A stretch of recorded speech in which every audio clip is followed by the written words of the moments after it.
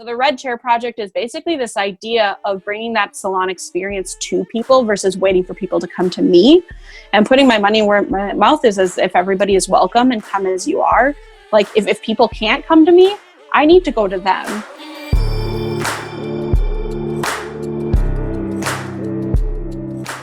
What's up, everybody? Welcome back to the Let's Give a Damn podcast. Thank you so much for joining me. My name is Nick Lapara. I'm super thrilled that you have decided to take some time out of your week, your busy week, to spend time with the Let's Give a Damn family, with Let's Give a Damn, with me, having these meaningful conversations and figuring out how we navigate this incredibly crazy time that we're in. We are going to continue tackling this COVID-19 global pandemic from a variety of different angles. This week is no exception. We will continue over the next few weeks and months to bring you different experts from a scientific standpoint, from a medical standpoint, economic standpoint, so on and so forth. But we're also going to continue to bring you stories of people who are figuring out creatively how to continue giving a damn during a global pandemic. And this is not something that there's a rule book for. There's no guidelines for this. For most of us, we are going through something like this for the first time in our lives. And so we're going to continue bringing amazing stories like that. Again, today is no exception. I'm so pleased, so honored to have my longtime friend, Katie Steller, on the podcast today. Katie is from Minneapolis, Minnesota. I won't give away too much of her story, but it's incredible. She's had some twists and turns. She's had some life-threatening things happen to her. And she has, in her young adult life, has found some really amazing ways of giving a damn. Katie and I have known each other for about 12 years now, and 3 to 4 years of that really well. Then we lost touch for a while, and then a year or two ago, we kind of reconnected, and I've been watching from afar, occasionally through text and stuff, but mostly on social media, just watching her find really creative ways of giving a damn. And we're going to talk about a bunch of those today. In this conversation, we dive into her story. We dive into her faith background, because she and I were part of the same church for a while when we were in Minnesota, and there's a lot to unpack there. And then we talk about the many ways that she is giving a damn through not only just her workplace, how she cares about her employees, how she is building and creating her business, but also extensions of that have come out of her giving a damn and her creativity. She has found really unique ways of helping people in the Minneapolis, Minnesota area, and now beyond, all over the nation, and you'll find out how she is doing that. So I will not keep talking. I'm so excited, so thrilled you get to listen in on our conversation today. It was such a delight to reconnect with her, and really excited to share her story with you.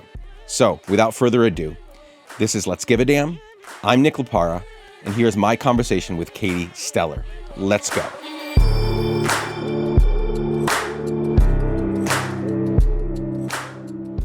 Thank you so much for joining me. We've been trying to get this on the calendar for quite some time, and for whatever reason, it hasn't worked out. But as we stated before we pushed record, it took a global pandemic to get us on a call. Here we go. Let's do it. Yeah, it's like you always have that excuse of like, well, I just can't find time for it, or I can't do this, or I can't do that. And now it seems like we all have quite a bit of time.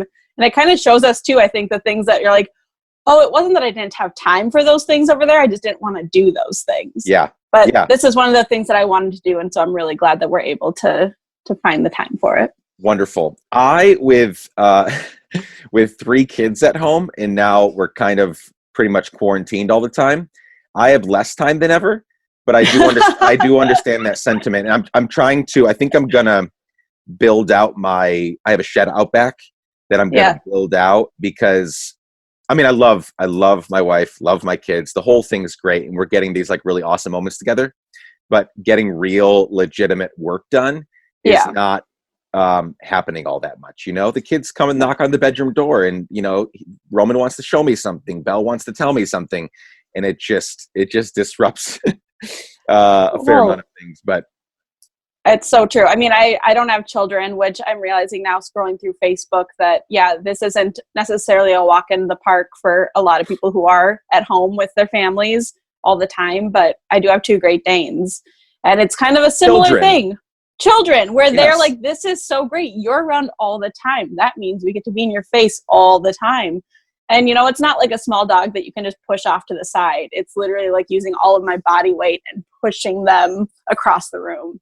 How old are they and how much do they weigh? Jedi is 9 years old and he's about 100 pounds. Rebel is a year and a half and she is like 115, 120. So yeah.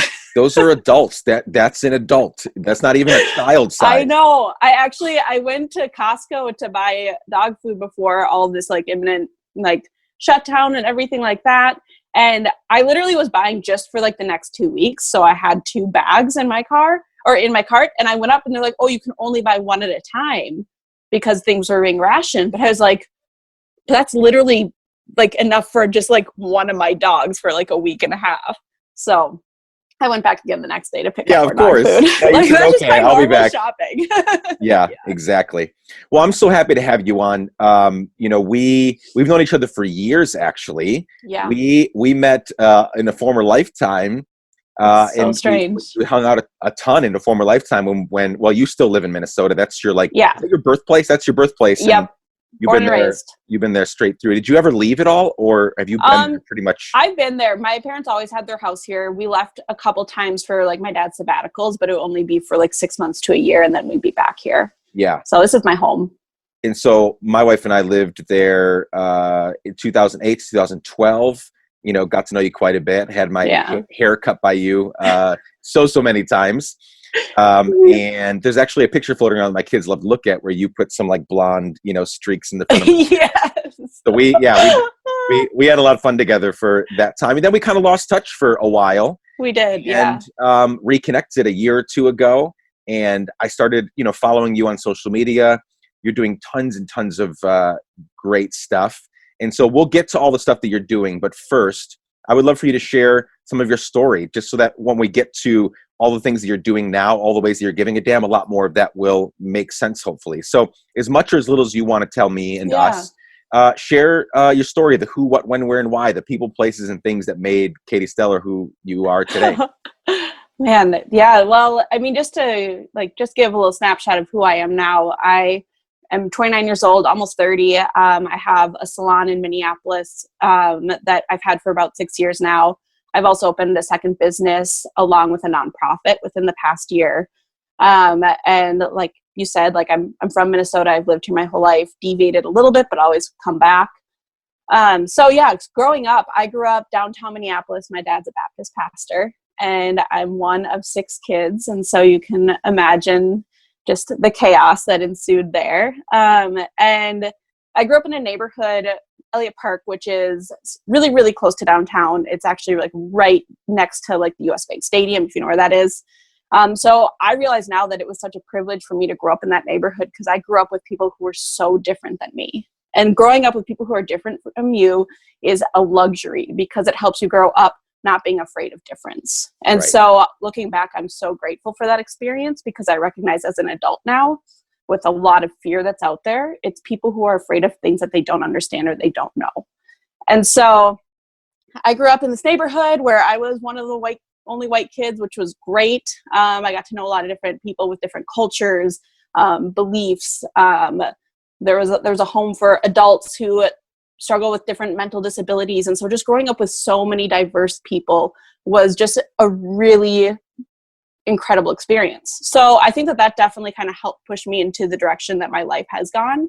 But at age 11, I actually ended up getting diagnosed with ulcerative colitis, which is an autoimmune disease. I've always been a really sensitive person, and a lot of my anxiety and feelings and sensitivities manifest themselves physically. And so growing up, there were some things that happened in my childhood, and it triggered this disease, and that kind of like set the trajectory for the rest of my life. I was in and out of the hospital as a kid. I didn't get to do a lot of the things that other kids got to do. I had to drop out of school.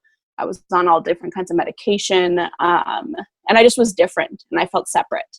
And that was so hard. But I think looking back, it's more hard for me as an adult to look back and see that versus as a kid, like that was just my normalcy.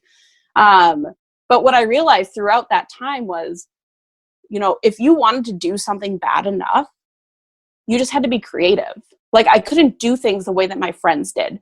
I couldn't go to summer camp and not think twice about where bathroom is, or like what the food's going to be, or what the sleeping arrangements are going to be, or who's going to be in my cabin, or do I trust the leader? Like I couldn't go with just that like blind, like I'm just going to go and enjoy myself. I had to plan everything out.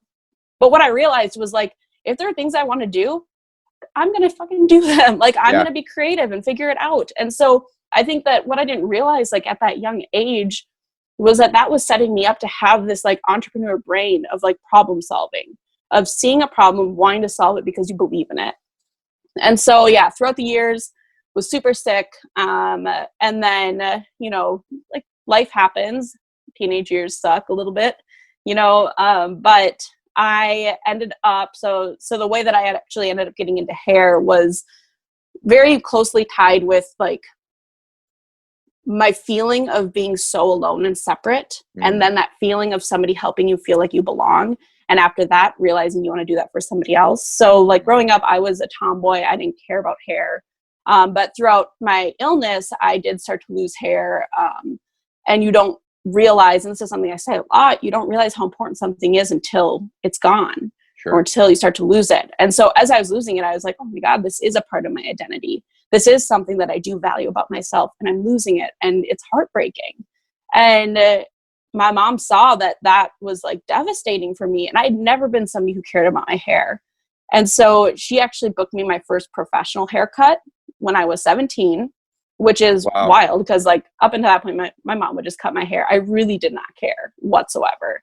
I did not know how to curl hair, braid hair, anything until I ended up going to hair school.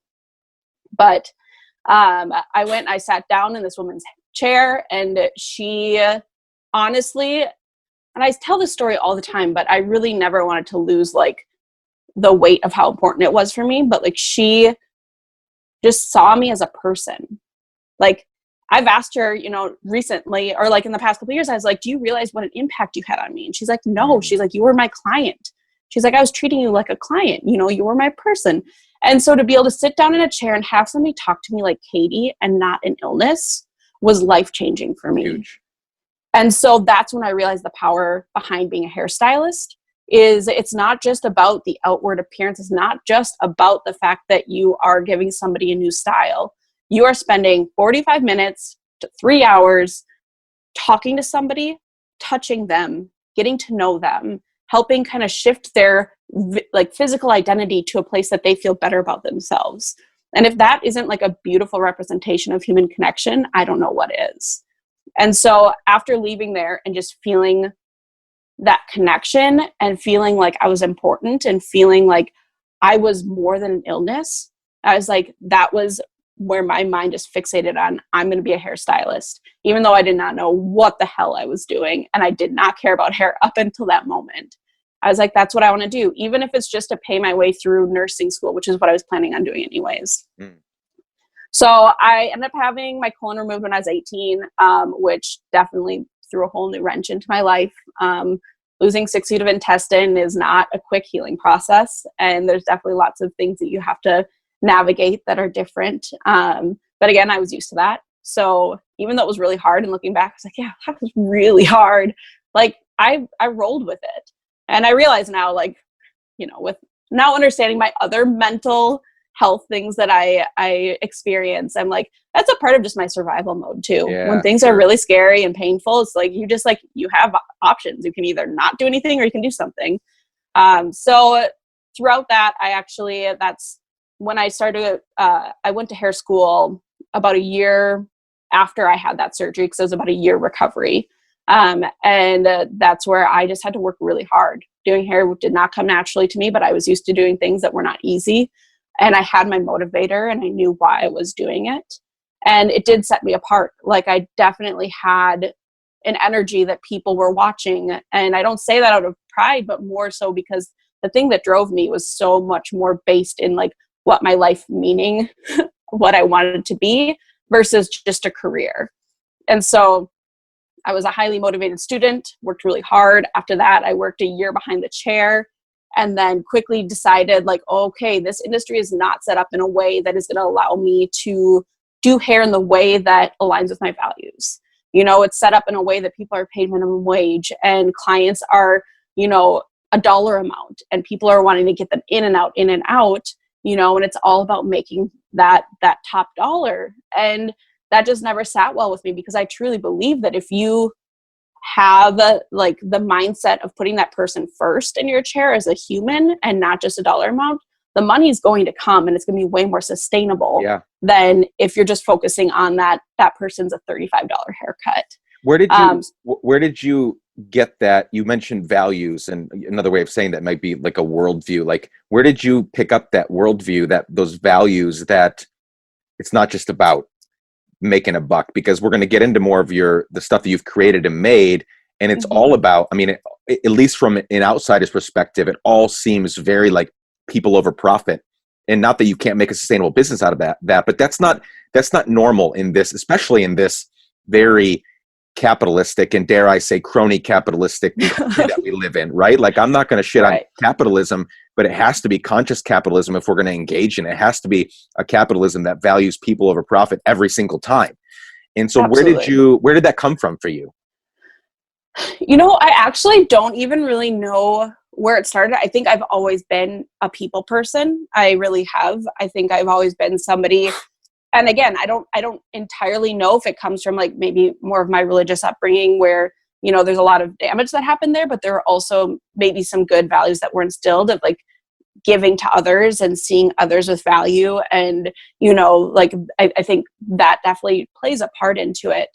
But I think that being somebody who is sensitive to other people's life experiences, like I can't help but think about like ramifications of choices, or ramifications of decisions, or ramifications of work environments. And I think that at the end of the day too, I am a problem solver, I am creative, and I'm very motivated. And so this isn't like, oh, I don't want to have money to like run my business, I just want to give everything away. Like, yes, if in a perfect world, I would give everything away. Sure. But I recognize the importance of having a sustainable business that gives jobs to people so that they can live their best life outside of work and come to work feeling valued. And so that's where, for me, and we'll get into obviously like the business side of things, but just this idea of, just because things are done a certain way and there's projections and cash flow ideas and like business plans to show like this is the trajectory of your profit and loss sheet, these are all, like all the number stuff, like just because things look like that on a spreadsheet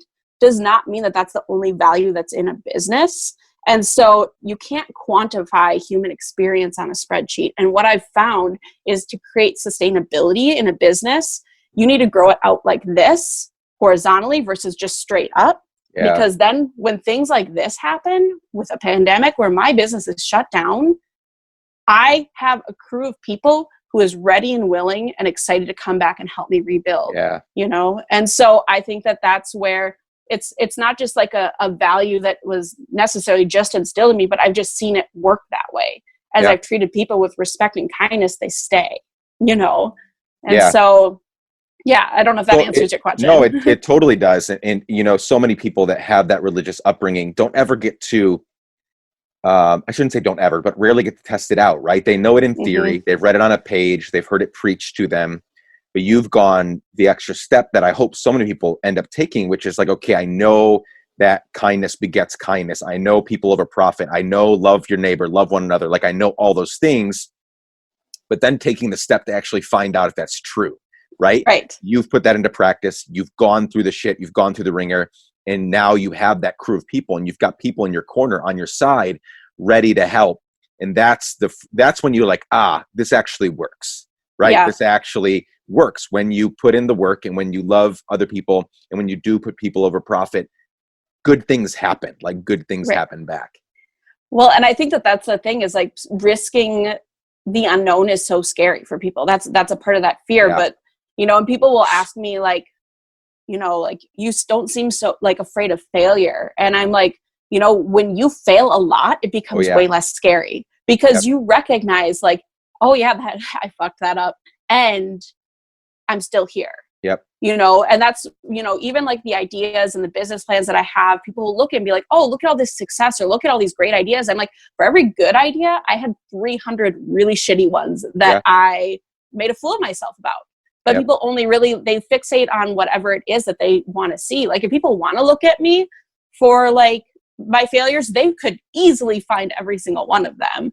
you know, and if somebody wants to see a good story, they can see that too. And so I think that that's something that I really want to be vocal about, is like, especially when it comes to connecting with people, there's risk there. And the risk is worth it, because even if it doesn't pay out the way that you want it to, even if that person isn't receptive, even if that person doesn't reciprocate, recognizing you're okay.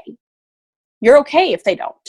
And like, show up and do it again. Because the moment that you start to have those impacts on people that maybe you wouldn't have even taken the chance on because you were so afraid of failing with that first one, like, it can be life-changing, but you're not going to know until you try. Yeah. You're wearing a t-shirt that says give up, and it's scratched out and it says give hell. Correct. Obviously very in line with what you're talking about right now. Oddly enough, we're both wearing shirts that have a similar message. Mine, I made this as a limited run when we were raising money for water filters in the Bahamas. Yeah. And it says it's thoughts and prayers, and those are crossed out, and it says let's give a damn. And that's, I want that one. Well, I'll get you one. Okay. But tell me about that shirt. I mean, that's a really good, like, solid message, obviously in line with what we're talking about. I don't know if you wore it because of today, but honestly, I haven't been changing my outfits that often right now, so this is definitely a yesterday outfit. No, I mean, it's from this company. They're called Wild Fang, and I actually have quite a few of their items. And one of the first things that I bought from them was a tank top that says "Come as you are," which if anybody knows my business, like, that is one of my top things that I say to people, is like, you walk through my doors and you are valuable and welcome and safe just as you are. And it's funny because when I asked you over the email, I was like, hey, like, should I wear anything? Because I wasn't sure if it was going to be taped or anything. And you're like, hey, just come as you are. And I'm like, yes, yeah, that's right. what I love. But yeah, I actually have that phrase laid into a mosaic in the backsplash of my salon in our back room. So it's a really important thing. So that's how I came across this company. And when I saw this one, I had to get it, because I think that, you know, there are so many reasons, and so many legit reasons, especially these days, that it's like, yeah, giving up feels like it would be the right decision right now. And you know what? Nobody would shame you for it. It's like, and I think my whole life too is like, you know, I've been through all this physical illness. I've been through some trauma. I've been through a really painful divorce. I've been through multiple failures. I've been through assault. I've been through, you know, like, all these things where it's like, you lay them all out and you're like, yeah, like, nobody would fault you for being like, this, I'm going to be done now, you know, but that's where that's that motivator. And like, I think that's something I've learned about myself, is with whatever hard thing is sent my way, don't get me wrong, I'm not going to put a sparkly Band-Aid on it. I will probably have a meltdown. I will probably lay face down and be like, fuck this, I'm done. And then I'll get sick of myself being on the floor. And then I'm like, that's not how I roll. Like, I'm just going to get up and like do the next thing. And the next thing might just be standing up, you know? Yeah. And so, I constantly totter between, you know, my natural personality is pushing people to do more and to do better, right? Not in the vein of like Tony Robbins, you know, motivational, like I can, you know, but at the same time, that's where I always lean, is I'm going to push you to do more. But I've been trying to get better at like also helping people take care. That's the teeter to the totter, is like helping people also take care of yourselves, like get healthy, be healthy. Because if you're not healthy as a person, if you're not whole as a person, whatever you give out, whatever you push forward to do is going to be mediocre. It's going to be less than. Right. And so I always struggle between the two, because I always want to, if I'm going to default to one, it's going to be the message of your shirt. It's going to be the message of like, fuck your thoughts and prayers. I'm not saying don't think and pray. Like, please pray. I pray. I love prayer. But don't stay there. Like, you've got to do something, right? And so I'm always pushing people to do more and give more, because I think humans are amazing. We're resilient. We're strong. We're brave. And in times like this right now, in a global pandemic, we're seeing people step up in ways they've never done before. But I'm trying, as I get older and mature more, like trying to maintain a balance between becoming a Tony Robbins and then becoming like a guru, like, you know, just take care of yourself. Like, because I don't think that's healthy either. Like, just taking care of yourself, this kind of like self-care, you know, era that we're in, where everybody's like, not everybody, so many people are just taking care of themselves first and foremost, and maybe too much, right? Yep. And I'm like, cool, that's fine, that's good, but like that, you're not making yourself and the other people around you stronger. Like, we just know this. If you don't go to the gym and lift weights over and over and over again, your muscles don't get big. They don't get big by you just thinking great thoughts about them, right? And by eating a good diet and a clean diet, right? That would be the equivalent of like self-care. Like, you've got to go out there and actually pump iron. Yep. Got to go run on that treadmill. You've got to lift weights. Whatever your flavor of working out is, right? And so I always totter, but I love that message of that shirt, and that's where I think you and I are similar in that. Like, if we're gonna default somewhere, if we're gonna fall off one side of the horse, it's gonna be the give them hell. Yep. Keep your thoughts and prayers. Let's go do something about it. Yes, I've never been a very just like passive sit by the sidelines person. But I also like think like what you're saying too, it reminds me of something that I say a lot too, is like words mean nothing without action. Yeah. You know, and I think that that's something that, you know, we live in a time of influencers. We live in a time where people say a lot. Yeah. You know, and I have this, you know, this kindness project, which we can definitely talk about more, but like just this idea of like something that I'm very adamant about. Like, yes, a lot of it does, like a lot of my reach happens on social media, but my hope and my message behind it is I want to share stories. I want to share, you know, experiences that get people off of social media and into their communities and into the person's life right in front of them. Because I think that we are one of the most connected, disconnected generations, where connection can be so confusing because you're like, I'm talking to people constantly. I'm seeing people's stories constantly. I'm interacting with people constantly online. But a huge part of human connection that we undervalue is that face-to-face contact, the human touch, you know, and meeting people in that way. And I think that that's where we are all starving for it. And that I think that has definitely had a toll on our mental health and just how we value and respect each other. Yes. Before we get too deep into, because I want to talk Red Chair Project, Steller Kindness, these stickers are sending out, so many amazing things to come in the next few minutes. Before we get there, though, and you can go as deep or as shallow in this as you want, or tell me that you're not going to answer it. But I am curious about where you are with your faith and what you've done with your religious upbringing, because I know where you came from, because I was there for 4 years. You were in it for a lot longer than I was, but I was deep in it for at least 4 years, a couple years in the front end and the back end. Mm-hmm. And, you know, I know your family. I know your dad. I have nothing but fond memories of your dad. I mean, just the kindest person I've ever met, and like the biggest smile and warm embraces and big smiles all over. But you and I think maybe on another in another situation and circumstance over some beers, we can talk very in depth about that theology. Theology meaning, you know, the study of God. But like, where are you with all of that? Because you came out of quite the tremendous, I mean, your dad was kind of the right-hand man to one of the most, still maybe in some circles, one of the most famous evangelical pastors in the world, you know, some would say, you know. And not many people know about your dad because he's a humble, awesome dude, and he kind of he stayed in his lane and let Piper do Piper. But where are you with all of that? I mean, again, go as long or as short as you want to on that, but I'm sure there's stuff to talk about here. Oh, of course there is. And I think that it's a very fluid thing for me in the sense that one thing that I'm trying to have patience with myself on is like, life is not as black and white as the church I grew up in. Yes. You know, and also the church I grew up in is not a perfect, very far from it, representation of what and who God is, you know. And I'm somebody who, like, I was very, like, when I'm in something, I'm in it. I'm a very loyal, dedicated person. And so when I was in that church, I was so all in it.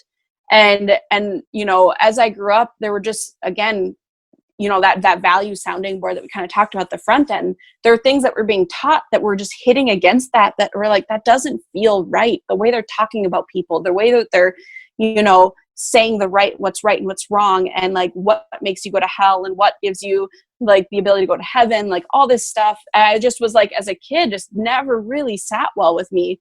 But then there's that contradiction of like, but this is absolute truth, so I must be wrong, you know.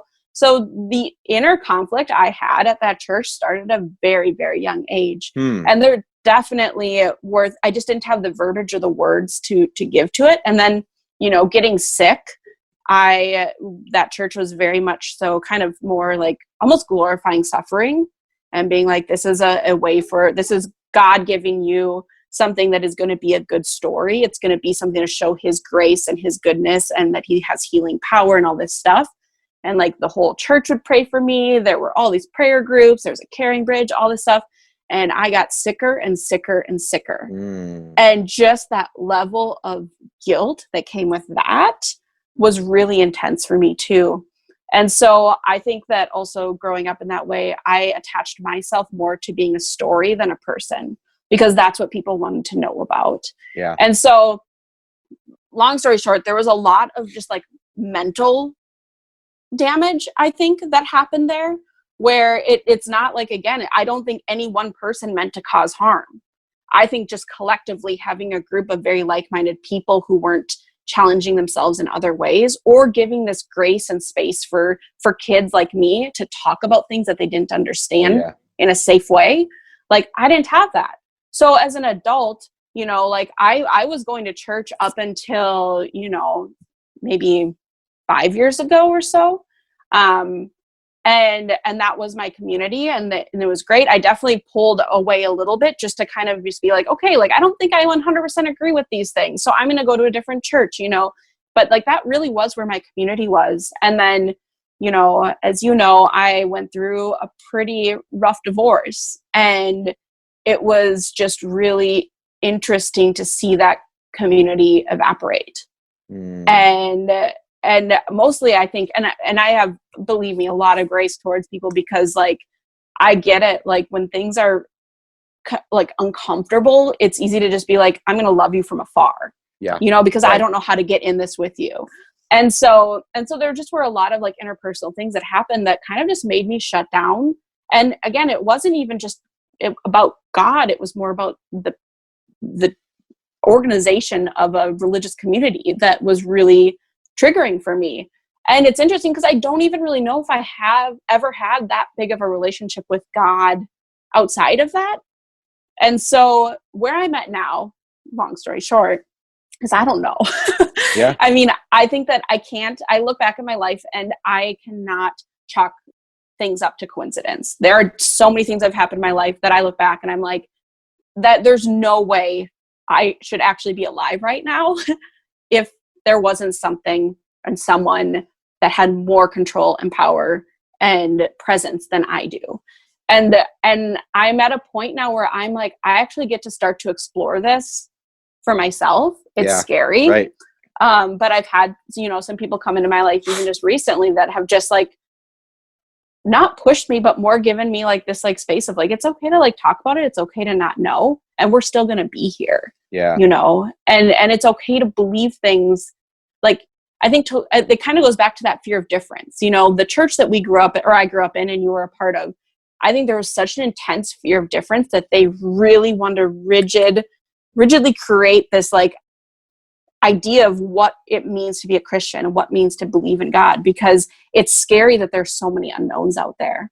Yep. And I remember that just hit me as a kid. I just remember thinking like Piper was up there talking about like, I don't even remember, but it was so legalistic and so black and white. And he was saying with so adamant, like strength that this was absolute truth. And I just remember thinking like, there are 10 churches within like 4 blocks, and each pastor could be preaching on the exact same verse and be saying something different. Yep. I was like, how does he know that he has the one and only answer?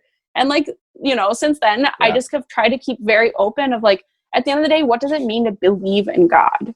Like, what are we trying to do with that? Like, what is it that it gives us? And it goes back to belonging, and it goes back to safety, and it goes back to trusting that there's something that is going to protect you, and that there's something that's never going to leave you. And I think as humans, like, we want that. And some people find that in community and with people. Some people find that in God. Some people find that in whatever. But I think at the end of the day, it's like for me to kind of strip away all of the, Bible verses for a second, just be like, what is it that I'm hoping to gain? And I think that it is, as somebody who's felt separate her whole life, that feeling of like being safe and belonging just who I am, you know? Yeah. We have a lot more to discuss there, and we'll do that another time, because I want you to hear, I would love to update you on where I'm at. And also I want to hear, more about that, because again, I was there. It was simultaneously, our 4 years in Minneapolis were simultaneously some of the best years of our lives. It was our first 4 years of marriage, which, having amazing people around us, that was super helpful and super great. But that was, we left there 8 years ago now. 8 years ago. Oh, it's so crazy. I know, 8 years ago next month. And so much has changed. And I realize now I still have so much love for so many people there. Like people that I still talk to that are part of that church, that I still love deeply, them and their families. But I now realize how toxic, like actual toxicity, like flowing around in that place. And as you pointed out, the rigidity and the legalism and the it's our way or the highway. Like I will never, one of the things that I learned coming out of that environment was, if there's no place for dissent, if there's no place for people to stand up and say, how is that possible? Or what in the hell are you actually talking about? Or I think you're wrong. If there's not a place for that in our faith communities, in our workplaces, in our families, in our relationships, that's not healthy. There should always be room for pushback, because none of us has the answer. None of us are have the answer. None of us have it all together. And and that was very much not a thing there. I mean, whether it was the questions you had about the world, about who makes it and who doesn't, books you were reading, ideas you were having, that's unhealthy. And I've seen so many people leave and are now healthier. I know I'm one of them. Like I am in a much healthier place in terms of what I believe is happening in the world, and how to love God and love my neighbor better. Like it's just a much healthier place. But thanks for sharing that, because I know that you had like close proximity to everything that was happening there. There's definitely way more there. But like, I mean, at the end of the day, it's also very like validating, helpful to talk to somebody who's actually experienced it. Because it's one thing to like just say to somebody who's never experienced being in that kind of scenario, like, oh yeah, it was kind of fucked up, But like to be able to like have that conversation with somebody who gets it and also has moved forward. I think that that's something that I want people to know, is like, I'm not sitting here being like, fuck that place, like I hate it, like no, like that means it still has power over me. 100%. Like I'm sitting here being like, there were a lot of like really horrible things that happened to me there. There were also things that have brought a lot of good in my life, and I'm able to look back and be like, you know what, a lot of the things that I felt ashamed for and guilty for weren't actually about me in that moment, and I think that's something that's like I can say with my words, but in my gut I'm like, nope, it's all your fault. But I know that that's just a part of learning lessons at a very impressionable age, so. Yeah. And to circle back around, and then we'll move on to circle back around to how you started, just you said that you used the term fluid, like things are fluid right now. I think that's one of the most like freeing things, to be able to say, I don't know. It's so true. Not enough of us are okay with the I don't know. And we should be totally okay with that, especially with things dealing with like huge ideas about who's in charge of it all. Is there this kind of master plan about everything that's going on? Is there an afterlife? Like we only know, I don't know what's happening outside this room. You go outside, like I don't even know what's happening out there. Cars going by, people going by. Like, why would I have the audacity and the arrogance to say, I know what's happening to every single one of you? Seriously. And I think it, there's a lot of humility in saying, I don't know. Like, let's ponder and let's talk about some things. We do have, we have history to look back on. We have this Bible. We have all these things that we can look at and piece things together with. But at the end of the day, there are very few things. I'm talking like a couple things that we can say for sure. Here's what's happening. I know it. Absolutely. Because of X, Y, and Z. Everything else, I'm like so fine with saying, my kids need to see me growing up. They need to see me as they grow up say, I don't know, 1,000,000 times. Right. Because that'll give them the humility to grow up and be able to say, I don't know, and ask questions and not get pissed off when somebody has a different idea, you know? Right. Like that's a better way to live, I think. Well, and I think that's the thing. It's like, yeah, it gives other people permission to not know either, because none of us do, Yeah. you know? And I think that that's something that, you know, as a business owner now, I've had my business for 6 years, and there's this expectation that I should know what I'm doing. But what I try to share with people is like, with a business, you want it to grow and you want it to evolve. If it's Sure. evolving, you're having to evolve with it. Every year, my business has evolved to a degree that it's like running a new business the next year. And so, you know what? I don't know. Yes, I have more experience. I have more knowledge, but every day is a new experience for me, and I'm navigating the best I can. And so for somebody to have this assumption that I'm supposed to know exactly what I'm doing all the time, that's just not fair. No. You know? And No. so, yeah. And so that's where I've had to become really, and that's where transparency with my team, I think, has been important, of just in times of just being like, if they bring something up or they're like, why is this like this or whatever? And I'll say, I don't know, but I'm going to figure it out. I don't know, but I will get an answer for you, versus trying to make up some bullshit on the spot and then have that come back to bite you in the ass. It's like, no, I am too tired to pretend like I know things that I don't know. Yeah, life is way too short to pretend we know all this shit that we don't know. Yeah. Okay, so that's really great. Thanks for sharing that and for being a little more vulnerable with us there. Okay, so Steller Kindness Project. So you have the salon, 6 years, Yes.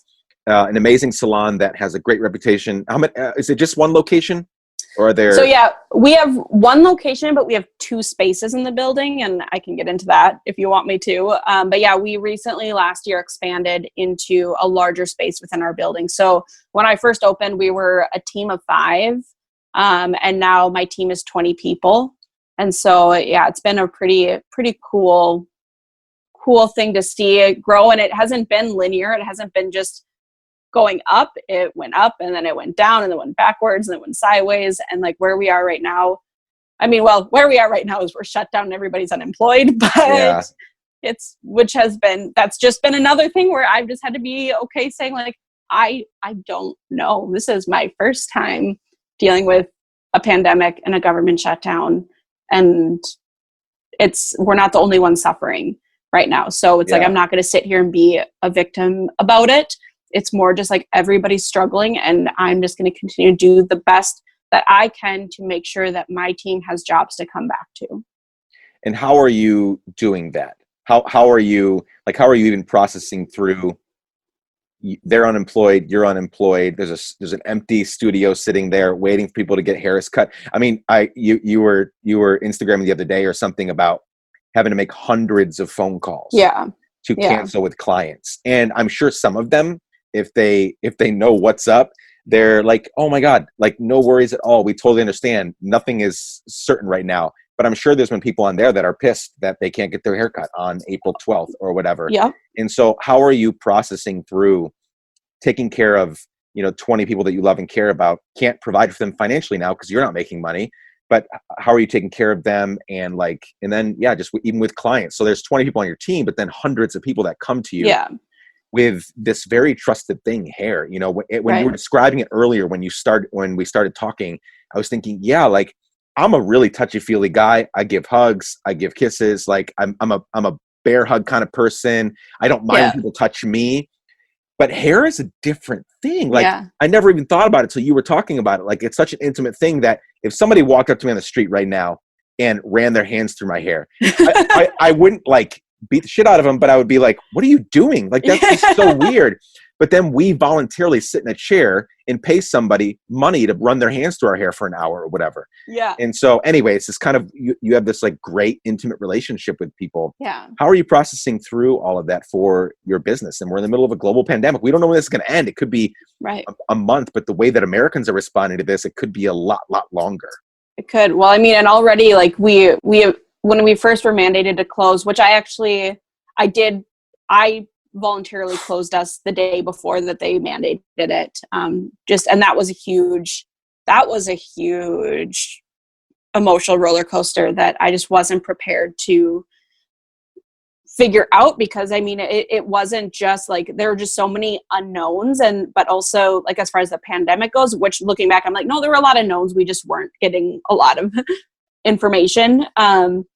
But just for me too, looking at us closing our doors, as all of a sudden people, like my people, are not making money. And we have all these clients that want to get in as well. And so it was just like that tough toss up of like, what's the right thing to do? There is no right thing to do. Yeah. And I eventually just got to the point where I was like, we need to, in order to stand behind my values, I need to close my doors and make sure that people are seeing us be proactive. Because at the end of the day, I had to shift my focus of like, what do we need right now to what do we need long term? And I need my people to be alive. I need our community to be alive, and I need my business to be alive. And so if that means that I need to shut my doors right now and eat that cost right now to be able to invest in that future, that needs to happen. But it wasn't an easy decision. And there were so many different variables. But like, as far as like how I'm doing with all of it, I mean, you know, I started my business when I was 23. You know, I'm turning 30 next week, which is, it's not even like the turning 30. It's more just the end of a decade. And also, this is not how I expected to end my decade. But for the past 6 years, I've worked 7 days a week.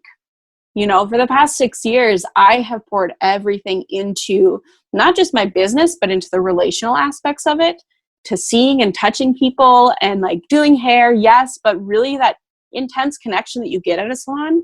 And so not only is like, you know, there's so many difficult things as far as like my people being unemployed and, you know, having to trust that they're able to seek support from their personal communities, because I can't give it all right now, but also helping them navigate applying for unemployment and like figuring out all these new loans that are coming out, you know, to try and supplement some of our income. Like, yeah, there's all that business stuff, but then also it's like everything that I knew, my whole ecosystem is just like, it's like pulled away right now. Like, you know, and so my brain, I don't think can process it. Like, I don't even, like, I go between being like 80% survival mode and just getting shit done and like starting a million new businesses in my head, you know, because it's like I have to, my brain is just trying to grasp on this some type of normalcy. And then the other 20% is like severe panic attacks and like just distraught because it's so heavy and I'm stuck in my parents' basement, you know? And so like, this is just like, I just feel like I'm kind of short circuiting a bit, but that's when I kind of have to reground and be like, what's the next thing I have to do? Even if it is just opening my computer to send an email, even if it is just to like open up that piece of mail from Minnesota Unemployment and read it. You know, it's like, what is that next thing? Because obviously I'm not going to cure this pandemic, but I want to, again, go back to like, what are the things that I need to do to ensure that I am setting up this business in the best way possible, not because I want to make money, but because I want to make sure that people have jobs to come back to. I want to make sure people have a safe space to come back to, you know, because I've invested so much into that environment. And so like, I think right now there are so many unknowns. A part of it too, and this is weird, I don't know, my brain is just doing weird things these days, but like, there's like this relief of like, yes, I'm responsible, but also everything's kind of a clusterfuck. So everybody's in the same boat. Like, I'm so used to that, like, pressure being on my shoulders of I'm responsible for 20 people, all these hundreds of clients, this reputation, the finances, the growth. Like, anytime we take a risk, if it fails, it's on me. If it succeeds, we all get to celebrate. But at the end of the day, I'm holding that imminent, like, I'm responsible. And right now I'm like, I'm responsible, but I don't have responsibilities. Yeah. And if no that control. makes sense. And completely no control. Yeah. So there's something that's weirdly kind of like a deep breath with that, but then the panic hits and then I'm like back into my circle of shit. That's to be expected. We're all going to have days like that. Yeah. Okay. So that's the salon. Thank you for, it's obvious that you give a damn about your team and your clients, and you've been working hard to make sure they're all taken care of.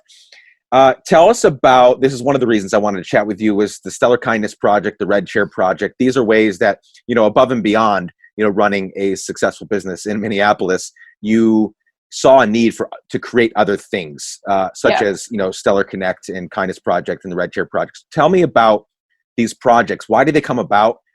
What are you doing with them? And especially, let's kind of like pinnacle with the Red Chair Project, because I think that was a really cool initiative that was didn't have to be done, and you probably didn't have time to do it, but you decided to do this thing that I'm gonna venture to say most people that see people in need, see homeless people, don't think about their haircuts. They think, maybe buy them a meal or whatever, maybe wave to them, give them a smile, whatever it is, but nobody's thinking the hair. And you and I both know, I mean, I always wait too long to go get a haircut. I mean, like sometimes months will go in between. I don't know. I'm too busy. I got a lot of shit going on, and that's not a great excuse, but I do. And when I finally go get a haircut, boy, do I feel like $1 million. Like there is something about walking out of getting your haircut that just makes you feel like a different person. Yeah. And so, but nobody's connecting those dots with people in need that are exposed to the elements, exposed to the, just the outside. And so tell us about these extra projects you've created that have added more to your plate, but that have done a lot of good in the world. Oh, well, I mean, it's funny because it's like sometimes I'm like tempted to call these passion projects, but really no, it's just extensions of what I want my impact to be on the world, whether that is in my salon or like these extensions of Steller Connect, Steller Kindness. So essentially, like, the beauty of going into something that you don't actually know what you're doing is you watch it evolve. And so Steller Hair, I knew that I wanted it to be a space that was safe. I knew I wanted to be a space that was valuing people, that created acceptance, help people feel beautiful, cared about, and less alone. And so as the business part of it grew, I realized I really had to cultivate protecting the business part of it because it needed to make money. We had to be able to keep our doors open to continue to do those things that I wanted to do beyond hair, because I loved using our space for community things. If somebody had a need and I could say yes, I would say yes, whether that was hosting a wedding in my salon when it was closed, or like hosting a cut-a-thon for, X, Y, and Z, or, like there were just so many things. We did benefit concerts, all this stuff. And then as the business grew, I couldn't necessarily do those as much because we were open 7 days a week. And I was also responsible for upholding my commitment to my stylists and helping them make money. And so Steller Connect and Steller Kindness kind of came about at the same time as we were growing rapidly. And I just realized, like, I don't want to sacrifice these things that are so important to me as far as like being able to become a space beyond hair for people. And so I just need to be creative and figure out a way to do it, and that just was plain and simple. But the Kindness Project, actually, no, I'll talk about Steller Connect really quick, just because, I mean, the Kindness Project is a little bit more, there's more to it. Steller Connect is basically my old space. So we expanded into a larger space in my building, and I decided to keep my original space. And a part of why I wanted to keep it was because I wanted to create a transformative space for people's brilliant ideas. I realized that there's so many creative people out there. There's so many people who want to do good, who have great ideas. And oftentimes the physical space is too expensive or not attainable.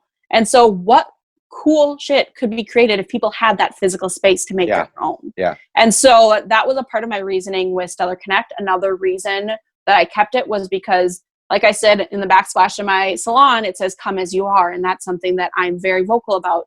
But recognizing that there are so many people that actually are not comfortable or able to come into a traditional salon, where whether it be like people who are experiencing different disabilities, people who have religious beliefs that require privacy, people who have sensory issues, people who just have trauma and don't feel comfortable being around other people. Like there's so many people that are falling through the cracks and you don't hear about it because traditional salons aren't set up. So they don't go to traditional salons. So for me, in order to be able to back up those words, "Come as you are," I needed to create a space that could stand behind it. And so up in Steller Connect, even though we don't use it for hair all the time, it is a licensed salon. And so we've taken strides to put things in place that can make it a more approachable space where we're constantly learning as well. So we have these Floridas, or like these really, really big mirrors on wheels that we use as dividers. So if a woman who wears a hijab needs to come and get a haircut and doesn't feel comfortable downstairs, we can set up a beautiful space for her. versus putting her behind a screen in our salon and hiding her away. We have a shampoo bowl that is 100% wheelchair accessible so that it can fit any type of wheelchair. So people, when they come in to get their haircut, doesn't matter if they're able to get out of their chair or not, they get to have that full experience. Wow. And also those mirrors, they go all the way down to the ground. And what we found to be valuable about that is people in wheelchairs who use wheelchairs, they aren't able to go up and down in their chair typically. So most salons, they can't even see their hair because the mirrors are that halfway. mirror's up so high. Yeah. Yeah. And it's those things that we don't think about, but they're those little things that if we can be intentional, ask questions, we'll find ways that we can create more accessibility within our businesses. And accessibility needs to be more than just getting people through the doors. So that's a snapshot into what Steller Connect is. And it's still an ever evolving thing. And it's something that people, especially in the business world, look at me and they're like, you are like bleeding money in that space. And I'm like, you know what? And I'm going to keep doing that until I figure out how to really make it work, because I believe in what it stands for. And also it's just a space to explore how can we make those positive moves in our business world and in our industries that put people first. So that's Steller Connect. And Steller Connect has also served as a platform for my nonprofit, Steller Kindness Project. Steller Kindness Project is one of those things that in one of my darker times, it was one of those just like little impulsive ideas that I was like, I'm just going to do this. And even if it doesn't go anywhere, I just need to do it because it's in my head now. And when something is in my head, I can't get it out unless I try it. And so this was actually, Steller Kindness, basically, it started out with recognizing quiet acts of kindness and storytelling. So back 2016, 2017, I was going through, this divorce. I was actually in and out of treatment, as you know. I was just a mess. I was not grounded whatsoever. And I was in a lot of pain. And the world was in a lot of pain. And I think that that's where I kind of hit this. It's not even rock bottom. I think it was more of that, like I shared at the beginning of like, I'll throw a tantrum because I'm like, this is really hard. I don't want to keep going. And then I hit this point where I'm like, okay, I got to do something. And I got to that point. And that's when I put out on social media, because I'm somebody who I really attach to people's stories. I'm very empathetic. I feel it when I read about somebody and I'm like, I just want to know you, or I want to care about you, or like, and so like, I really loved like the Humans of New York platform, and I loved that type of storytelling. And I just had in my head of like, whoa, what if I created some type of platform like that to share stories of people who are showing up with quiet acts of kindness? Because I recognize that, social media it's a gift and a curse, and I realized that as somebody who suffers from pretty extreme depression, I would go on and I read about all this death and destruction and pain and watch my mood go down, down, down, down. And I realized like, okay, I don't want to share stories that cover up that stuff, because we need to respect it. There is pain, there's sadness, there is destruction that we need to respect and we need to do something about. And what if we supplemented some of the good that's happening in the world? Because I believe that if we can start recognizing those quiet acts of kindness, or that attainable good that you can create, it's going to encourage individuals to all kind of recognize the impact they're able to have. Yeah. And so that's when I put on Instagram. I was like, tell me a story about somebody who's shown up in your life with a quiet act of kindness. How did it impact you? How did it inspire you? And how did it inspire you to do something kind for somebody else? Because I really want to start to tap into this ripple effect. Because like I look back at the haircut that I got, and this person who cut my hair, she did not do it with the intention of being like, okay, I'm going to be nice to her, and Katie's going to then go to hair school, and then she's going to, open a salon, and then she's going to start talking about me on podcasts. Like, that's not why she was kind to me. So you just don't know the impact that you have, and you might not ever know. And so that's where I'm like, I want to try and give a little bit of a snapshot to people of like, yeah, your kindness might end up doing this for somebody. So stories started rolling in, and it was really cool to see how excited people were to tell me stories about people who were kind. And so what that showed me is like, there's something that gives to people when they can like focus on that gratitude, when they can focus on that impact that somebody's had on their life, and so these stories came in, and it wasn't the deed that was consistent throughout all the stories. It was the impact. It could have been somebody who, like I think of Charlene, who cuts fruit at Cub Foods, and she lives next door to a single mom who has 4 kids, and she would go over and just say, I'm going to watch your kids, and I want you to go and take care of yourself, do something for yourself. Wow. Or it's like those things where it's like nobody else is going to really see that, but that has impacted that woman and her family so greatly. And so, or it could be the person who donated like $1,100 to help this person bail out like one of their businesses that was starting to sink. But it's like, just like, it doesn't have to be a dollar amount. It doesn't have to be an action. Even it could even just be a word. Yeah. But the impact is what I wanted to really focus on. And so what I did with those stories was I invited the people who were nominated to come into my salon so that I could show gratitude the best way that I could. So they came and they sat in my chair just like I did with Amy White for my haircut. And we just had an organic conversation about why they show up the way they do, who inspires them. Like, did they recognize the impact they were having? Like, I just wanted to gather more data about this kindness, and throughout that, I would do their hair and we would laugh and we would cry and it was incredible. And then I would write a post about it.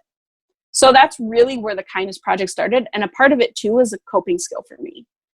People look at the Kindness Project and they're like, oh, like, that's so great. You're so selfless. I'm like, nope, I also just need to keep going. Yeah. And it is so much like, for me to look outside of myself and see somebody else, like, that's a survival thing for me for sure. And to a fault, sometimes it can get very caretaky and I don't care about myself the way that I probably should. But with that being said, in those moments, like, it was a double win. Like, I was able to find some purpose and meaning, and also to give gratitude to this person who has given like help and kindness to somebody else. So over the years, because that was like 2017, I think, we've been able to do quite a few. I've been able to do quite a few of those stories, but also use the platform for, we threw a wedding for our immigrant neighbors who during the executive orders, they were fearing deportation and not being able to come back to the States. Wow. And it was on Valentine's Day of, again, I want to say 2016 or 2017. And I had never really talked to these clients before, but one of my stylists came up and said, hey, Katie, this person needs a beard trim. I don't do beard trim. So I went over, I gave him a beard trim. His name's Gary. And he was really, you could tell he was upset. I was like, what's going on? And this was only 15 minutes. He's like, well, we're supposed to go to India, and my girlfriend, she's here on an HB1 visa, and our immigration lawyers are saying that she's probably not going to be able to come back due to what's going on with the executive orders. And he's like, I was going to go and ask her parents for their blessing to marry her. But he's like, now we don't want to leave. And he's like, instead, I just want to marry her. He's like, this idea of losing her, he's like, I just want to get married to her. So he's like, we're going to get married on Sunday. And this was a Tuesday. And I was like, oh my God. I was like, first, I'm sorry. Like, I'm so sorry. Second, what can I do? I was like, we're closed on Sundays. Do you want to get married here? And he was like, sure. And so I was like, okay, well, what can we do? Can I get some chairs? Like, we'll clean it, like all this stuff. And he's like, no. I was like, well, do you mind if I see if we can like get some things together so it feels like a wedding? And he's like, yeah, sure. I put it on Facebook. We had 20 different vendors donate. We had people donate a full reception. We had people donate a live stream to India for the family to watch. We had people donate custom rings, wedding dress, food, chairs, music, photography, video, everything. Amazing. And it was incredible. And what that showed me is people want to help. They don't always know how, but they want to help. Yes. And so that was where something shifted with my Kindness Project too, of like recognizing like, yes, there's this storytelling, but also how can I create more opportunities for people to show up in their authentic ways to show kindness for people? Because I truly believe people want to have more of that impact than they do because they don't realize their capability with it. Yeah. So that's kind of like a snapshot of where Steller Kindness Project was until, this past summer. Obviously, it did take a bit of a turn with another one of my ideas that I just was like, I just got to do it. And that was the Red Chair Project. So yeah, I don't know if you want me to just dive right into that. Dive right in. I mean, this is all good. I have lots of questions, but I think you're doing a great job, like sharing it all. So keep going. I'll just let you tell it. It's my favorite topic. So. There you go. Yeah. So, I mean, the Red Chair Project, actually originally started back in 2013, right before I opened the salon. And let me just say too, I'm somebody who I like to name things. And so it's like Steller Kindness Project and Red Chair Project and like all this stuff. And really it's just for me to kind of like give a definition to whatever like crazy idea I'm doing that day. Yeah. And so back in 2013, and granted this only lasted a few weeks back then, because it was right before we were opening the doors of the salon. And I mean, it was such a roller coaster to get those doors open. So it kept getting pushed back, and we had all this equipment in our living room. And I was like, okay, I'm feeling antsy because I'm not getting into the salon and opening our doors as soon as I want to. What can I do? And as somebody who grew up downtown Minneapolis, I was very like familiar with driving by people who were experiencing homelessness and asking for help. And as a kid, like it wasn't as much the fact that they were homeless, because I didn't quite have a grasp on that. It was more how lonely they looked and seemed that broke my heart. And so, you know, and it was so often that it's like, well, what can we do? What can we do? And it's like, oh, you can't always give money. You can't always give food. You can't always. And so then, you know, you see people start to avert their eyes if they feel uncomfortable, and they're like, oh, I can't give them something. So now I'm going to pretend like you don't exist. Yeah. So I don't feel uncomfortable. And so that's when I had this idea of like, I'm going to just go around and see if people want haircuts. You know, I know how to cut hair. You know, they probably need a haircut. And so I put one of my red salon chairs in the back of my car and I drove around. And it started out with this idea of like, I want to go and give them haircuts. But then what I realized is like, I want to go and get to know them. You know, they're people that are in our communities that we so often just overlook or pass by. And they have valuable shit that we could all learn from. Yes. And so I did it just for a few weeks. I only gave like 4 haircuts, I think 3 haircuts. But it was life-changing for me. And then obviously like I got very busy with the salon, and that was just one of those little projects. I was like, oh, that was a really cool project. And then this past summer, I kind of hit another one of those points of like mental health was definitely feeling tough for me. And when I feel helpless, it's that whole like when you feel helpless, help someone type of thing. Yeah. But also I just was like, you know what, there's this one person that like I keep driving by every single day. I don't even know his name.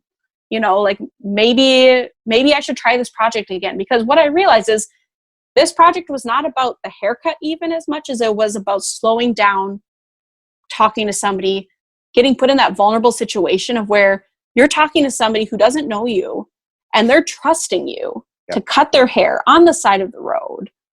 And like, that's a pretty cool representation of humanity right there. Yeah. So the Red Chair Project is basically this idea of bringing that salon experience to people versus waiting for people to come to me, and putting my money where my mouth is, as if everybody is welcome and come as you are.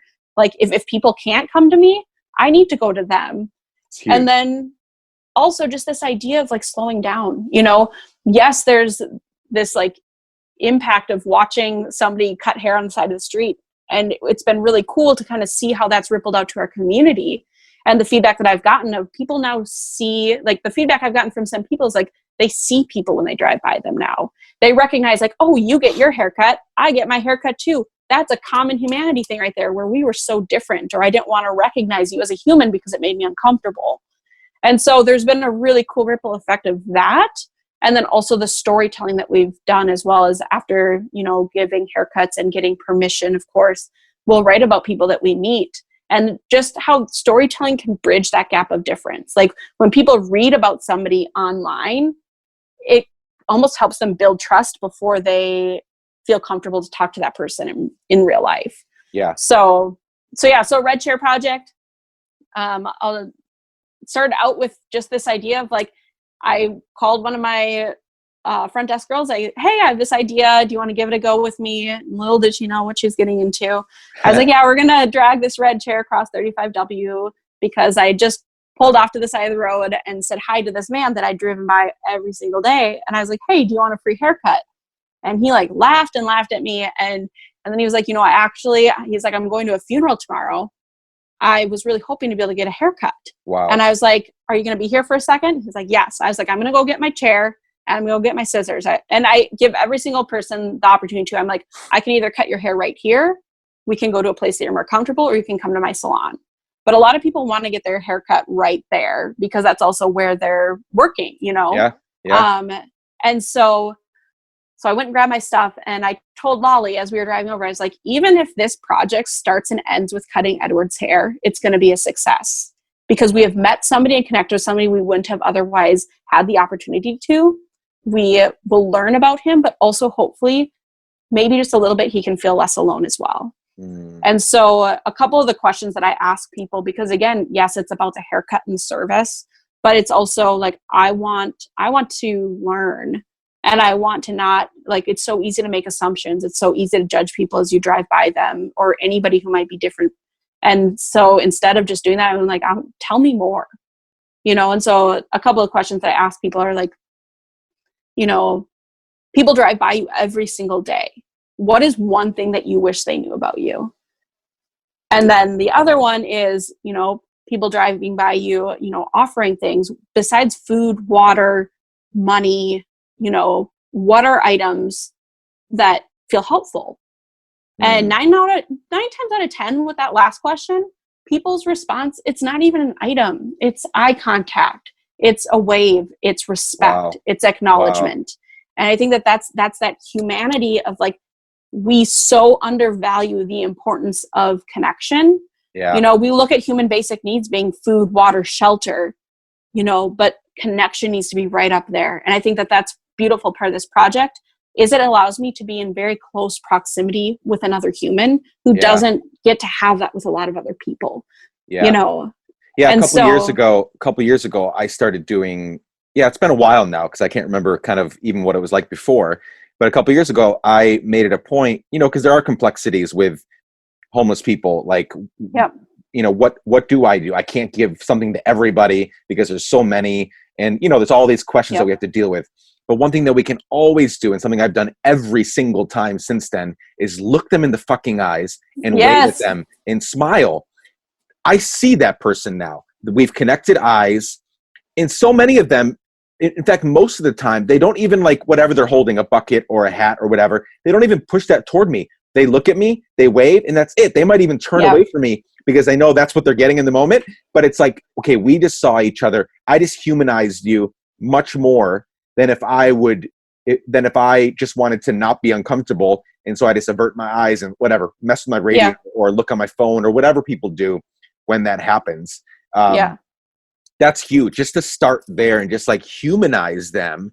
They want to be recognized, sometimes even more than the food or the drink is like, I'm not here because I want to be, or there's so much more to me than what you see right here. You know, that happens in that quick eye contact and that wave, that like putting your hand up.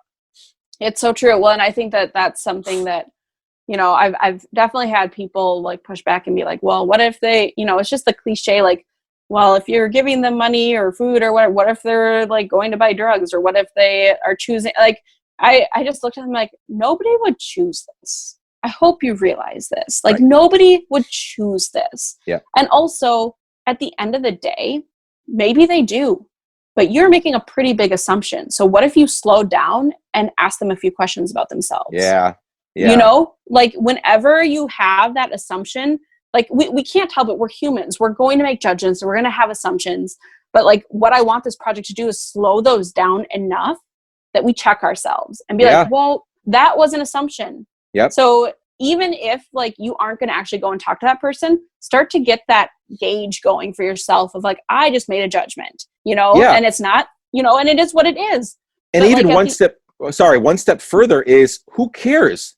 Who cares? Like, look at the situation they're in, that they're probably not choosing voluntarily to be in. Yeah. Like, wouldn't you want a beer? Wouldn't you want a joint? Like what do we do when life gets hard? We have a beer. We go smoke, like me, coffee and cigars. Well, like I have to smoke weed to like chill out from, like, I'm extremely ADHD. And so when I want to chill out for a little bit and like just level out and not be thinking all the time, what do I resort to? And it's not all the time. It's not an addiction. None of this is an addiction. No. It's like, but what if they want to go get a beer? Let them go get a beer with the $5 you gave them.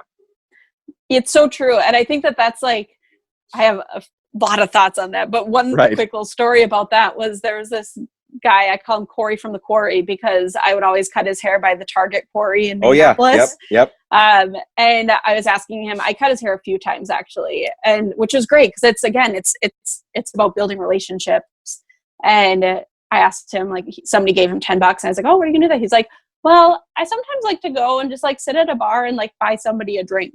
And Oh I'm my like, God. that's awesome. Yeah. That's so awesome. But like, as far as like what you were saying too about just like the, like buying a drink or like whatever, somebody was, it was during all the tent city stuff that was going on off of Hiawatha in Minneapolis, where it was like homeless Native American population that was like living out of tents there. There weren't enough shelters or anything like that. And people were saying, well, like they're all just druggies, or they're all like alcoholics, and they want, like, people are trying to help them, but like they don't even want help. And I'm like, they're like, why should we help them? And I'm like, well, let's take a look at it this way. They've had so much taken from them. They have been shit on by their community and the government. They've experienced so much like letdown from people who should care about them. Wouldn't you want to drink? Wouldn't you want to do drugs? Like, I mean, no shit. They're just trying to forget it all. They're just they're trying to cope the best that they can, because all the other humans in their life have left them. Yeah. And so it's just things like that. But then I also, like, when I think about like, people holding signs and asking for help, and like how people are like, oh, like they should just get a job, or they should just go do this, or blah, blah, blah, whatever. I look at them and I'm like, have you heard of GoFundMe? Because I'm pretty sure we all do that. Yep.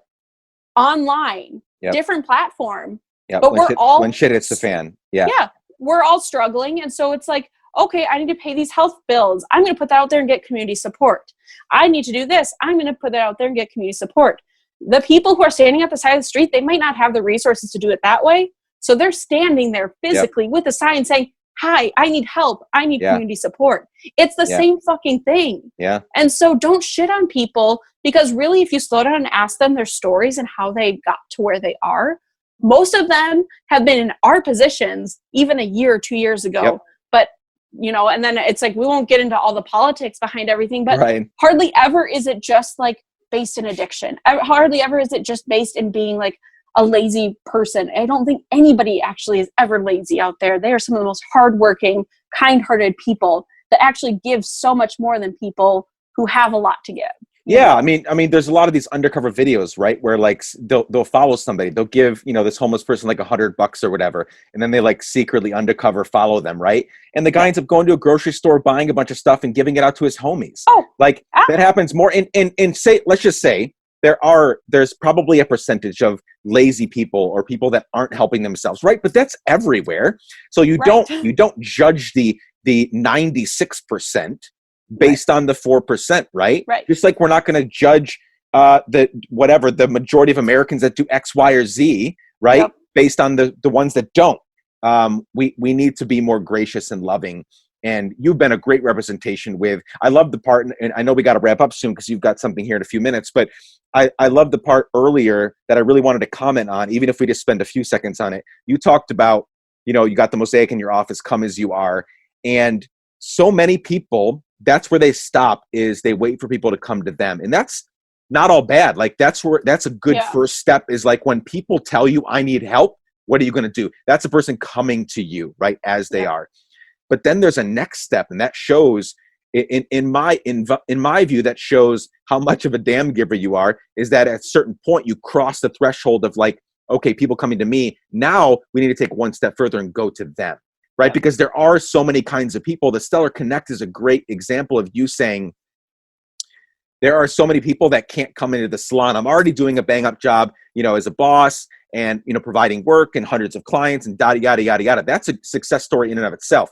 But then saying, what about the Muslim neighbor that wears a hijab that doesn't feel comfortable coming in here? What about the person in a wheelchair that can't get a haircut in here because they can't see themselves and we can't rotate the chair to fit this little spot? So you've taken those extra steps to not just come as you are, but also go to those people that can't come to you, whether it's a Muslim woman that because of a religious background can't do this, or a homeless person that can't leave their corner because that's their corner. Yeah. That's where they make money. So they can't leave it to go get a haircut. You're going to them. And that's all wonderful. And there's a huge lesson there. We could talk another hour on that. Let's wrap up with a couple things. One is just pointing out, you may want to expound on it, but one is just pointing out this whole sticker thing that you're doing right now. Yeah. So again, we're in this, these are just small little things, right? It's the cost of a stamp, but it's you saying, we're in the middle of a global pandemic. Nobody knows what the hell's going on. Let me send you a sticker. Let me send you a little reminder of a truth, a reality that isn't changing. It is a firm truth in the middle of all this. So quickly give an overview of what you're doing right now to a bunch of people all over. Yeah. Well, I mean, it hasn't become clear up until now. Like I am somebody that I have to do something. You know, when there's pain, when there's sadness, you know, I have to do something. And what's been there's been so many heartbreaking things about where we're at right now with the world and this pandemic and everything. And I think one of them is like the way that I most naturally, organically, authentically give is in person, face-to-face contact. And I can't do that right now. Yeah. And so that hopelessness is so heavy. And that was when I first started the Kindness Project, that was a question that I asked myself. It was like, you know, there's so much that we need to stand against, or there's so much that we can't do. What do we want to do? What do we want to stand for? You know, and so even just this past week, I kind of had that moment of like, there's so much I can't do right now. And I feel so helpless. Like, what can I do? And I just so happened to have all these, I'd ordered maybe like a couple months ago, all these bumper stickers that have the phrase that I say often with my Kindness Project, which is, if fear is contagious, why can't kindness be? And I had ordered all these, but I didn't have a purpose for them. And honestly, they weren't cheap. So I wasn't just like throwing them places. So I was like, I'm going to find something to do with these, you know? And it's so funny because in my gut, when I had them just sitting in the drawer there, I was like, I'm going to find something to do with it. And then this all hit and I had that moment of helplessness and I was like, oh my God, like this is so heavy and I can't go and hug somebody. I can't go and give somebody a haircut. I can't do the things that I usually do. And then I was like, what if I sent stickers? You know, what if we use this as a way to connect with people beyond social media, you know? And so I put it out there and I was like, you know, this is a really painful, scary, isolating time. And we're all separated from the normative day-to-day experiences that we have. And it's really easy to have that be soul crushing. It's like, I would love to send you a letter and a sticker. I was like, send me your address. I'm going to write you a note, send you a sticker. It's so simple. Some might find it so cheesy, and that's okay. But I think, again, receiving something that somebody else has touched and put effort and personal expression into and sent it to you, like you know that feeling. When you get a piece of mail that's not a bill, like it feels really good, but have something intentionally sent to you because, you know, you connected. And so we've now sent out, I've sent out close to 300 stickers now. Wow. I've written about, 250 notes. And again, it's like, usually I'd have like some of my team with me to help me with these types of things. And again, I started, like I do this where they kind of have to like come along for the ride. They'll see me post something on like social media. And they're like, oh shit. Yeah, oh exactly. shit, like I got it, you know? But this was one thing that I'm like, I can't have them come along with it. Like I can't have them, hey, come over for this like letter writing party or anything. So I kind of got myself into this, but that just means like, it's also a coping thing for me. Every day I am writing letters to people and sending them out, and it's healing for me. And then just seeing the response on social media of people getting them and people like feeling like it was a highlight or it was special or it made them feel something. I'm like, that's what it's about. It's not about me like sending a sticker. You know, it's not about the sticker. It's about that experience of receiving something from somebody else, especially in a very lonely time. Yeah. And so I'm going to keep doing that until I run out of supplies and or until people are over it and don't want any more. But yeah, so that's kind of that's how my Kindness Project has evolved with the pandemic a little bit. I love it. Constantly pivoting. And just as a side note, the Steller Kindness Project, Red Chair Project have been featured in MSN.com, on MSN.com, Reader's Digest, Star Tribune, Care 11, even, hold your hats, folks, Breitbart News also covered. that crazy place full of toxic and fake news covered it. So that was there's one good piece of news on all of Breitbart.com. It's so funny because when I found out about that, Boyd Hubert, who did the special on Care 11, he sent me a text the next day because this thing went viral. Yeah, it went viral. Yeah, it was all over the place for a while. It was wild. But he sent me a text. He's like, guess you probably never thought you'd end up here. And he sent it to me. And I just was like, oh my God. And I went on and everybody, all of a sudden I was getting texts from people like, Katie, don't read the comments. Don't read the comments. Don't read the, and I went on, I read every effing comment. But when I realized, I was like, number one, there's a lot of really sad, lonely people out there. And that makes me very sad. Yeah. Number two, I'm so kind of proud that my kindness was so repulsive to you that you had to try to throw it under the bus. Like, insane. Cool. It's but it's funny. Yes. So that's wonderful. So you're kind of a big deal now. Shush. Let's wrap up with this. This is a question I ask at the end of every conversation. Part of it's hypothetical, part of it's not. Someday you're going to die. That's the non-hypothetical part. I think we can and should think about death because there's a sobriety about it and it helps us live better, I think. Yep. So someday you're going to die. Hopefully it's many, many years and decades from now. But the hypothetical part is that I'm still around and I've been asked to give your eulogy. So all of your family and your friends and the people that have worked for you and with you all these years, the people you mentioned, Edward, the homeless guy that you first started out, like everybody's there to celebrate and mourn your life. And again, I'm up there giving your eulogy. What do you hope in a sentence or two or a thought or two, what do you hope that I'll say on that day about your life and legacy? Oh man, that's a really interesting question. And like, I think it is important to think about death. I think like I actually, up until, recently, I thought I was going to die by the age of 26.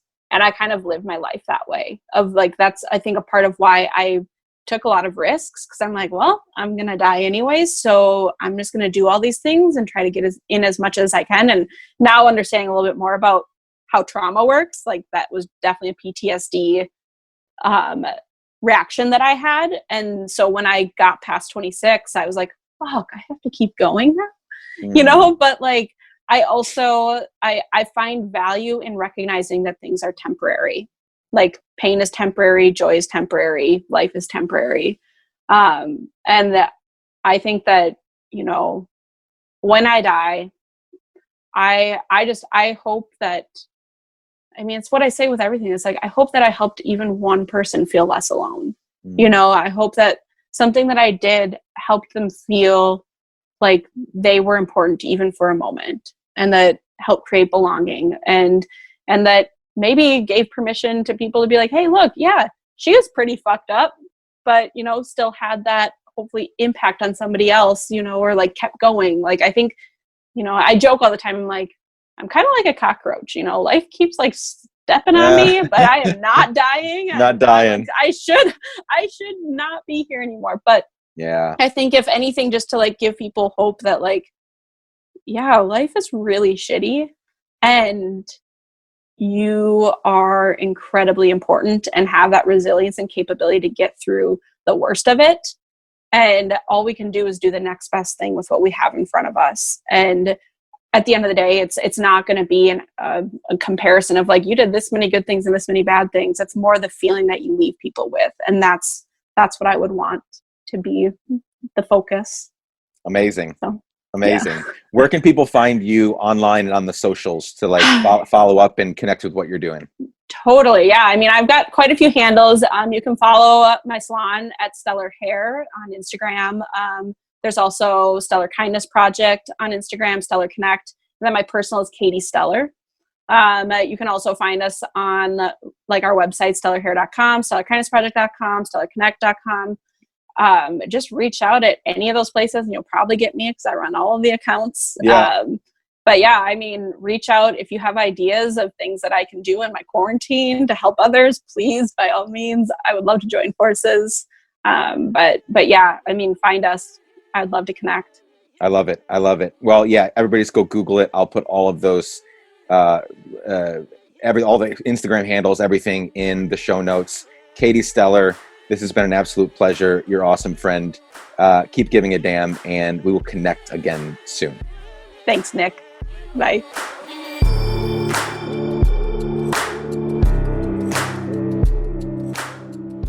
Dear friends, thank you so much for joining Katie and me for our conversation today. I hope it impacted you. I hope it helped you. I hope you're encouraged. I hope you feel encouraged right now as you begin a new week and as you continue to navigate these never seen before waters of a global pandemic, right?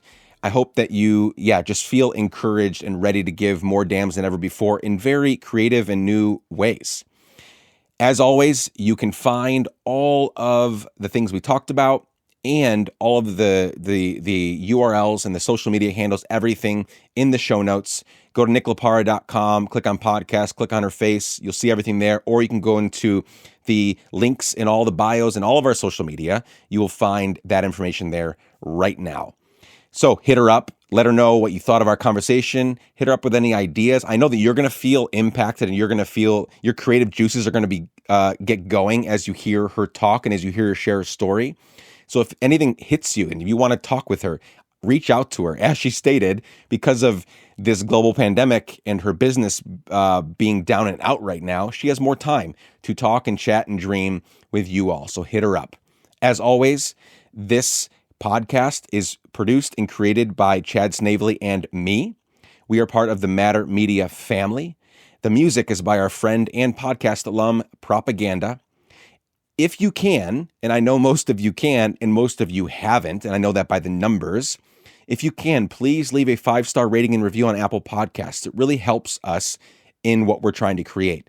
You can also give us a few dollars a month by visiting patreon.com/letsgiveadamn. And please, please, please take a few seconds right now to share this podcast with a friend. It takes just a few seconds and it's really impactful. It really works. I hear people all the time come to me and say, my friend shared this with me. My friend sent this to me. It happens every single week. And so it's working and you're doing it, but please do more of it so that our platform can grow. We can get these stories into more ears and eyes and hearts and lives. Can't wait to spend time with you next week. I love you all. Peace.